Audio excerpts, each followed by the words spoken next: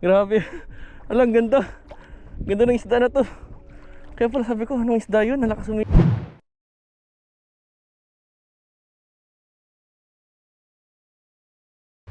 hila.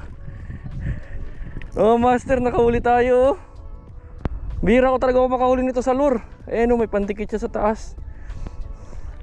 Parang di naman ito masyadong kinakain eh. Ayan yung pandikit niya oh. Ayan.